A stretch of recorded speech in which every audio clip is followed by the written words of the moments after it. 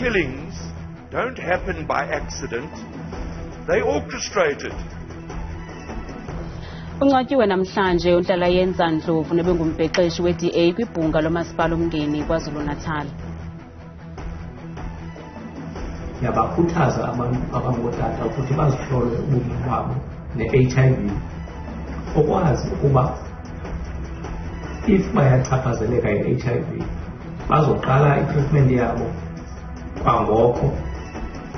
Melikhaya Lusithi wasemdantsane eMpuma Koloni ukhuthaza amadoda ukuba avavanyele intsholongwane ye-HIV kwiikliniki ezikufuphi.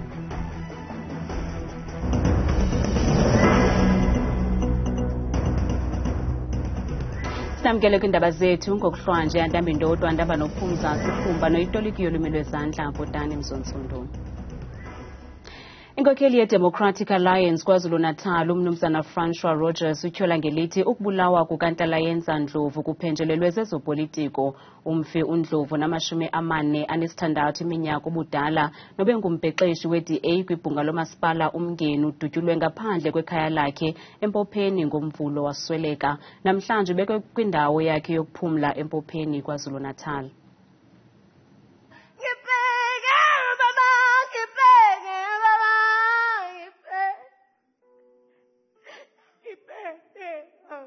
Unkosikazi wakhe uthathe ukuba umama wathatha ukuba ubaba. Uzokhulisa lengane no5 months esebe.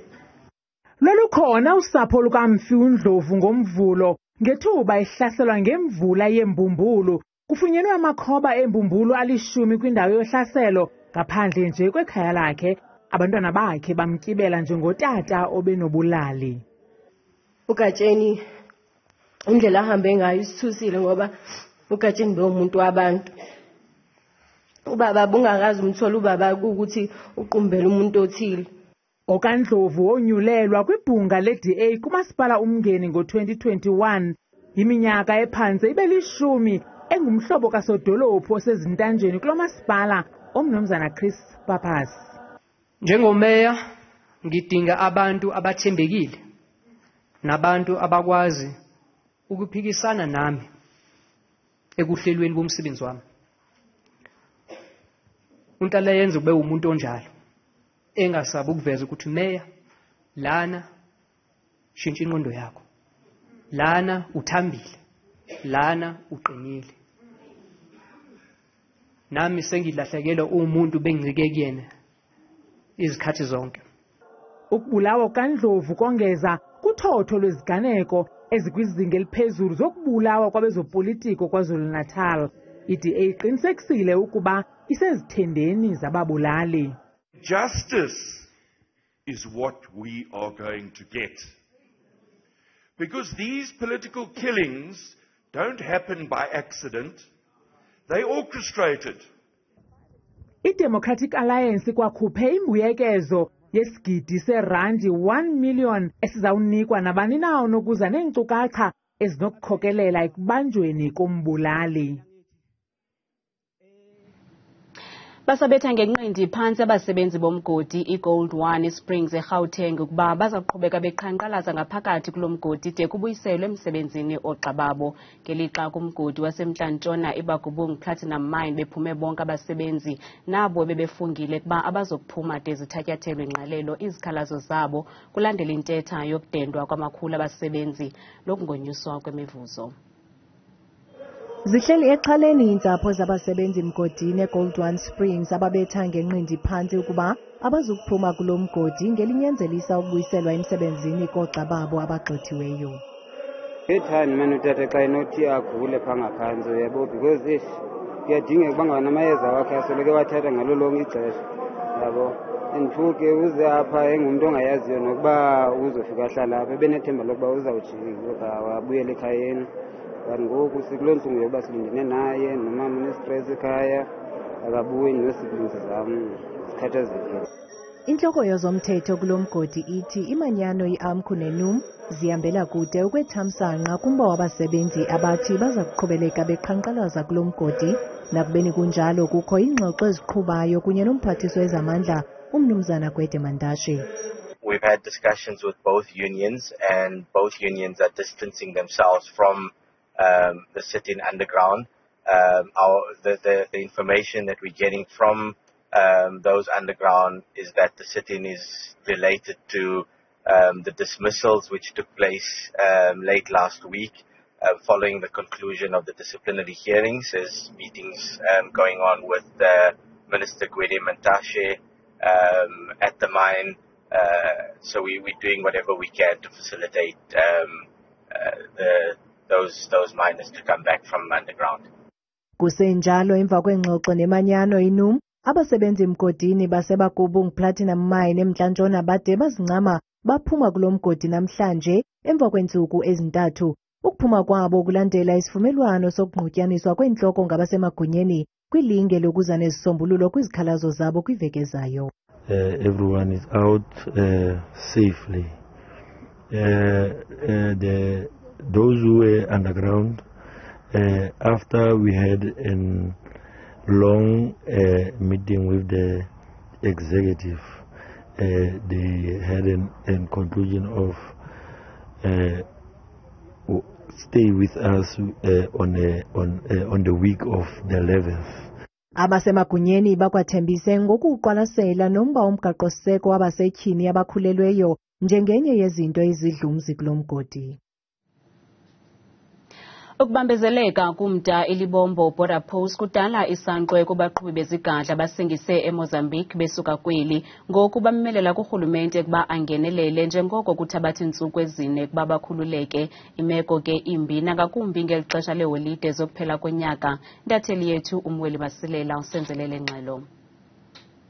Bashayeli bemaloli labasebenzisa umgwaqo iN4 yowehlisa umthwalo eveni laseMozambique badonsa madima.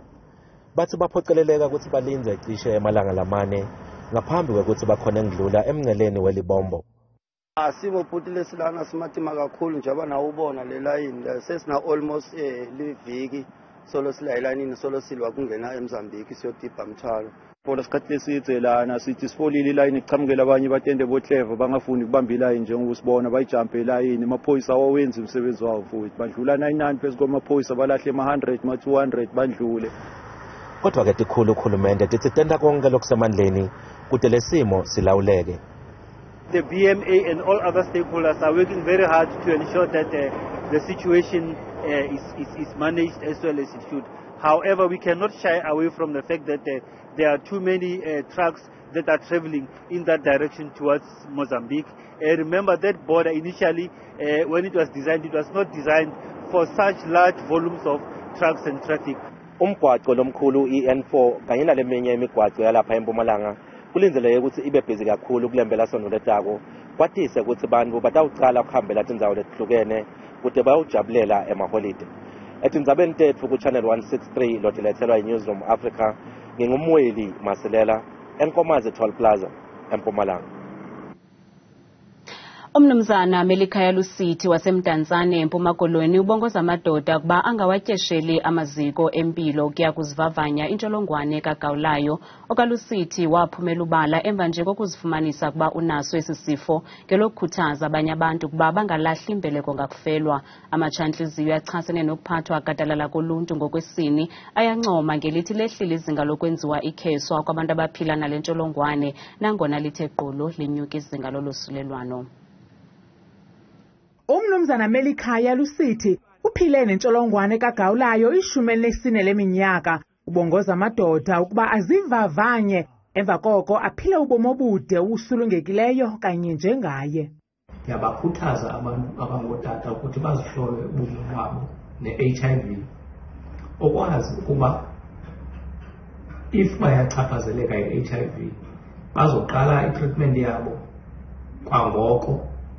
Xa beqale i-treatment yabo bazazi uba bayitya ngendlela apho khona kuzokufuneka baqiniseke ukuthi xa batsala amagazi kujongwa i-viral load yabo ifumaneke i-undetectable. Ngethuba ekumsitho okunikezela ngeziko lempilo elingumambe ehlala eMatatiyele, OkaLusithi ucele ukuba baxhaswe abantu abaphila nale ntsholongwane. Ndiyabakhuthaza abantu boMzantsi Afrika ingakumbi abantu bephondo leMpuma Kapa ukuthi bayeke ucwasana nabantu abafana nam abaphila nentsholongwane kagawulayo. Kaloku phaa ekliniki kuse kubekho elaa cala lakoni yodwa sekusaziwa ngojika lapha kulaa kona khona ngxaki. And ke abanye abakaphucuki wena bayakwazi ukuthi aba be-ARVs kale besithemba babe ngapha bethuna. uMajola utsho enika ingcebiso ngabo basathe gqolo bebukula abantu abaphila nentsholongwane ye-HIV. Wena mntu uthukwa ngestatus sakho se-HIV iyecourt uyofuna i-protection order ngoku u-HIV positive, kodwa akho mntu ufuneka ekugezele kuba u-HIV uthi okay mandithule because unyanisile. Ayibhali i-application, dear Mr. Majola, bendicela wethu uba ngowakho. Ivele izingenele ngezi ndlela ingena ngazo zichazwa qho. Iphondo iKwaZulu-Natal lisankqenkqeza phambili ngezinga lolosulelwano ngokweengxelo zakutsha nje. Kwiindaba zethu kuChannel 163 ngokuphathelwa Newsroom Africa, Dinguntsiki Noyiya. Kanti abantu baphefumle kwiqonga lethu lezonxibelelwano ngalo mkhwa wokubulawa kwabezopolitiko kwiphondo laKwaZulu-Natal.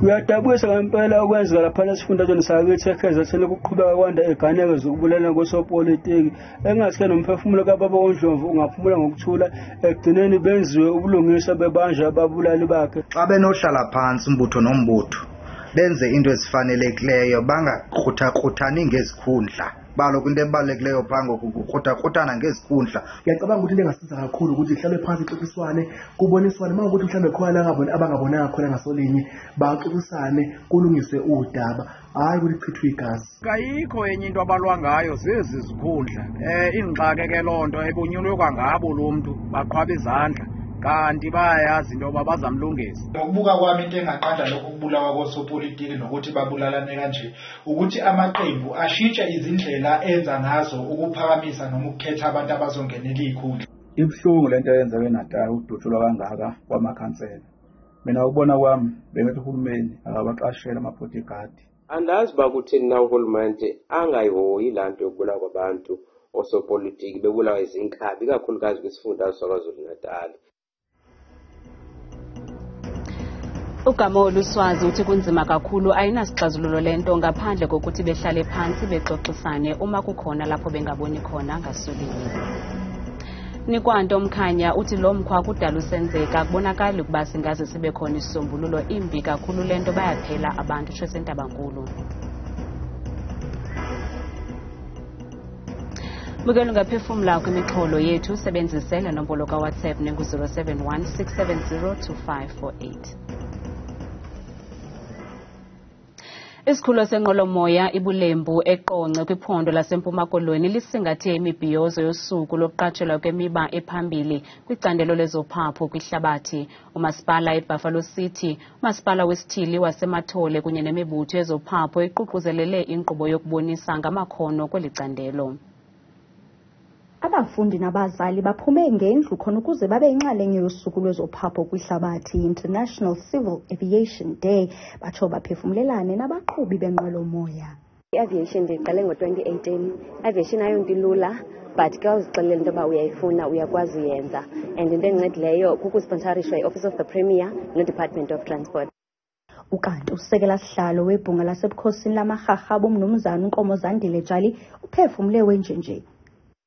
Uzawutsho kuvuleleke ulwazi eluntwini de kuthi kubantwana bethu bafumane ulwazi ngakumbi ukuba lo mcimbi wenqolomoya ngumcimbi womntu wonke, ayimcimbi usithele umiselwe uba mayibe ngawo abantu abathile kuphela. Inkulumbuso yaseMpuma Koloni umnumzana Oscar Mabuyane uthi iphondo liyakwamkela ukuzibophelela komphathiswa wezothutho ngeenjongo zokuphucula iphondo kuqoqosho lwentlalo-ntle. That citrus will be taking off here straight to either any other countries. UAE in particular imports more than 90% of what they consume. So that's our target market. Abafundi kwilizwe ngokubanzi bayakhuthazwa ukuba bandwendwele isikhululo senqwelomoya eSouth African Aviation Authority ukufumana ingcebiso ngenkxaso-mali efumanekayo phambi kokuqala konyaka ozayo. Kwiindaba zethu kuChannel 163 nguSiphosethu Boy ndiseqo. Inkampani Africa Tikkun ejengene nemiba ephathelene noguquguquko lwemozulu ibambe inkomfa nolutsha umlisela nomthinjani baxhobisa ngolwazi oluthe vetshe malunga nonxibelelwano phakathi koguquguquko lwemozulu ukulondoloza ukutya neentsuku ezili-16 ezilwa udushe olujoliswe kwabasetyhini nabantwana. Le nkomfa ibibanjelwe e4 Ways eRhawutini. Umdidiyeli weendaba zethu Thabile Makhaphela ubeyinxalenye yalo msitho ze wasiqulunqela le ngxelo. Umseki we-Africa Tikkun uNewo Belinda uthi ingxaki zempatho gadalala kumabhinqa nabantwana zinako ukuphendlelelwa yintswelangqesho yaye nokuguquguquka kwemozulu kube nalo negalelo.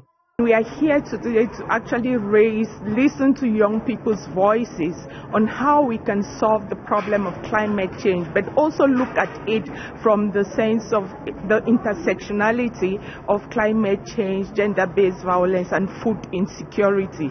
Sikhuluma khona ngenkinga abafazi babhekana nazo such as unemployment, decent work, unpaid care work, and sexual reproductive health.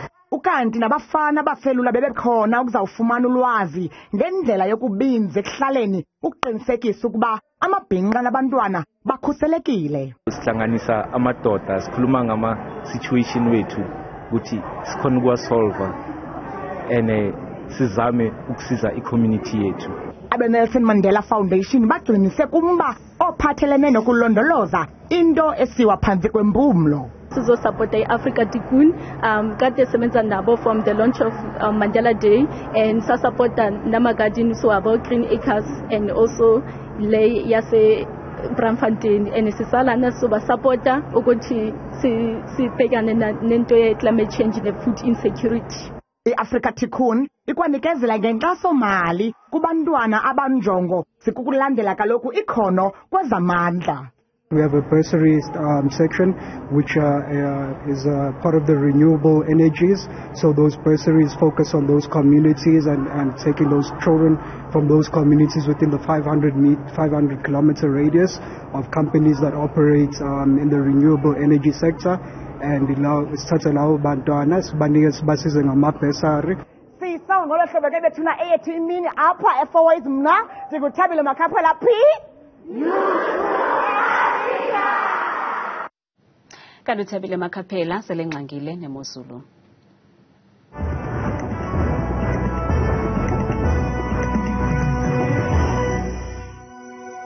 Inkosi bamqwathi apho ezindabeni ndiyakubulisa kaloku umbukeli wam ekhaya ndikwamkele ke bethuna kudesika yam yemozulu mna ke igama lam nguThabile Makhaphela umamthebu ngoza kutshanje nathi bethuna imozulu. Sivule kaloku ujonga ke kuMzantsi Afrika kuphela ngamandla kaloku abaqonda ukutshisa phakame kakhulu phaya kwelaphondo lonke phaya eLebombo komusina kwasekuseni ngomso bevuka nje ngamashumi 23 kutshise mpela phaa ngorhatya komso 30 degrees naphaa kwasekuseni futhi phaa kombombela kula 18 degrees kusatshisa yonke imini bethula kaloku amaqondo wethu okutshisa ngabandla phaa ngomso kumaphondo wethu onke eMzantsi sivule kaloku phaya eMpuma Koloni njengaphaya koBurgersdorp ngo-10 degrees phaya ekuseni noko kwakhona amafu phaa ngorhatya futhi ngala 18 degrees. Naso ke bethuna imozulu kaloku phaya eFree State ngomso njengaphaa kaloku kumbindi phaa koFixburg kula 14 degrees phaya ekuseni akhona amathonsi evula kwakhona futhi ngamashumi 2 nje ekhatshwa sisithandathu. Kanti ke mbukelo ekhaya naso ke imeko phaya ephondweni lasentshona koloni ngomso emva kwemini phaya kaloku eBeaufort West kwasekuseni ngomso ku-11 degrees babe nemini abo kamandi futhi isibekele kakhulu futhi phaa ngorhatya ngamashumi 2 nje ekhatshwa kaloku sisihlanu. Benje sikabona phaya ephondweni laseNorthern Cape ngomso njengaphaa kaloku Diara ngo-12 degrees ekuseni bathi qhunqa ndekakuthi nosuku labo futhi ngamafu njangephi ka-25 degrees phaya emini ngomso. Baphila benje zibona ngomso phaya ephondweni laseNorth West kwasekuseni ngomso koVryburg ngo-14 degrees kanti ke intle futhi labo zikamandi phaya namathonsi abazangephi entshizane ka-30 degrees kusatshisa eMahikeng ngo-12 ekuseni. Naso ke bethuna kaloku imozulu phaya ephondweni laseGauteng ngomso phaya emini njengaphaya eSprings ngo-14 degrees imiyoli kamandi laa mozulu phaa futhi ngamashumi 2 nje abe naphaa ngorhatya ngomso naphaa kaloku kumbindi eJohannesburg ngo-15 degrees. bethula nje phaya ephondweni ngomso laphaya kaloku eLimpopo njengapha koThabazimbi kwasekuseni ngomso ngo-21 kanti bavale kamnandi ke laa mini yabo ngomso futhi ngamashumi nje ekhatshwa siso esasibhozo. Naso kamizontsulu Imozulu phaya ephondweni laseMpumalanga ngomso kwasekuseni ngomso ubuphakona kummandla wase-Enelo ngo-17 degrees phaya ekuseni bavale laa mini kakuhle ngomso futhi ngamashumi nje abe nandombombela futhi ekuseni ngomso ngu-18 degrees.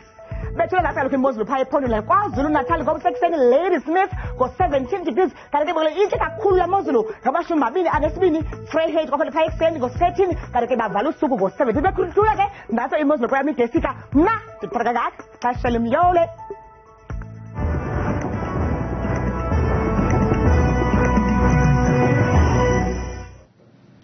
Nangomso silapha kamnandi.